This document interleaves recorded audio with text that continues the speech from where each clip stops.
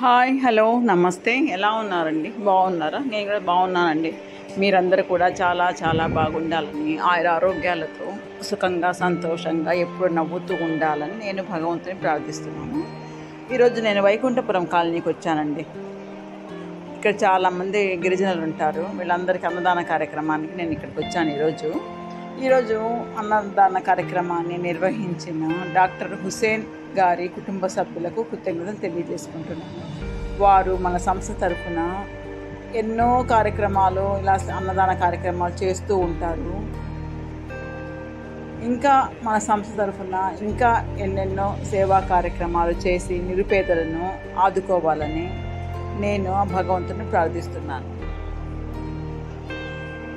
ఎక్కువగా నేను స్లమ్ ఏరియాకి వెళ్తూ ఉంటాను. ఎందుకంటే వాళ్ళకి అవసరం అనమాట. అక్కడ ఫుడ్ వాళ్ళకి అవసరము. ఏదో పనులు చేసుకుని బతికే వాళ్ళు పాపం రోజు వస్తే తింటారు, లేదంటే గమ్ముగా ఉంటారు. పిల్లలు కూడా ఒక్కొక్కరికి 4-5 మంది పిల్లలు ఉంటారండి. ఇంకా వాళ్ళు తెచ్చుకుంటే సంపాదన మొత్తం ఫ్యామిలీ తినాలంటే ఏదో కొంచెంగా సరిపోదు. అంతవరకే ఏదో కాగితాలు ఏరుకొని, అది చెత్త ఉంటుంది కదా, చెత్తలో కాగితాలు ఉంటాయి కదా, ప్లాస్టిక్ సామాన్లు, అవి ఏరుకొచ్చి అవి అమ్ముకొని తింటూ బతుకుతూ ఉంటారు అనమాట. ఇంకా ఆడవాళ్ళు కూడా పనికి ఎవరు వెళ్ళరండి. ఎప్పుడు నేను పోయినా కూడా ఎవరో ఒకరు వెళ్తారు, కానీ అందరూ చాలామంది ఇళ్ళలోనే ఉంటారు. ఇక్కడ ఏదో మగవాళ్ళు తెచ్చిన సంపాదనతోనే ఎలా కాలం గడిపేస్తూ ఉంటారు. అంటే ఆ ఏరియా అంతా కొంచెం స్లమ్ ఏరియా కాబట్టి అక్కడ పనులు చేయించుకోవడానికి కొంచెం మంచిగా ఉన్న వాళ్ళే కదండి పనులకు పెట్టుకుంటారు. అక్కడ అంతా ఎక్కువ లేరనమాట. అందరూ పేదవాళ్ళే. వాళ్ళు వేరే దగ్గరికి వెళ్ళి పనులు చేసుకోవాలి. అందుకని చాలా దూరం అనమాట. అది చిన్న పిల్లల్ని పెట్టుకొని అట్లా కొంతమంది వెళ్ళరు. ఎవరో కొంచెం ఏ బందీ లేకున్న వాళ్ళైతే కొంచెం దూరంగా వెళ్ళి పనులు చేసుకొని వస్తారు. అయితే ఆల్మోస్ట్ ఇక్కడ ఎవరు పనులకు పోరండి.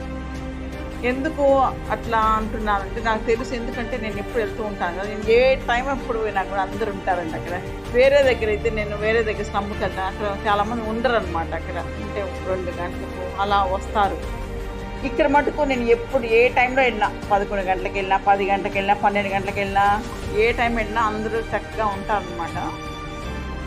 అందరూ వస్తారండి బాగా. అది వెంకటేశ్వర, అది వైకుంఠపురము. అక్కడ గేట్లు ఉన్నాయి కదండి. గేట్ల అవతలంతా సమాధులు, మొత్తం గేట్ ఉంది కదా, అవతల సమాధులు, మొత్తం సమాధులు ఉంటాయి. ఇంకా వస్తూ ఉంటారు మరి. వీళ్ళు పోయి చూస్తారు, చెప్తారు కదా, తీసుకొని వస్తానే ఉంటారు. నిజంగా ఇలాంటి ఏరియాలో వెళ్ళి నాకు అన్నదాన కార్యక్రమాలు నిర్వహించాలంటే చాలా ఇష్టం అండి. ఎందుకంటే నిరుపేదల ఆకలిని మనం తీరుస్తే ఎంతో వాళ్ళ ఆకలి తీరిన తర్వాత వాళ్ళకు కూడా ఎంతో సంతోషంగా ఉంటుంది. ఇప్పుడు మనకు కూడా అంత ఆకలి అయినప్పుడు మనకు కొంచెం అన్నం పెట్టి ఎంతో సంతోషంగా ఫీల్ అయిపోతాం కదా, మామూలు ఆకలిగా ఉన్నప్పుడు. అలాగే వాళ్ళు కూడా ఎంతో సంతోషంగా ఫీల్ అవుతారనమాట.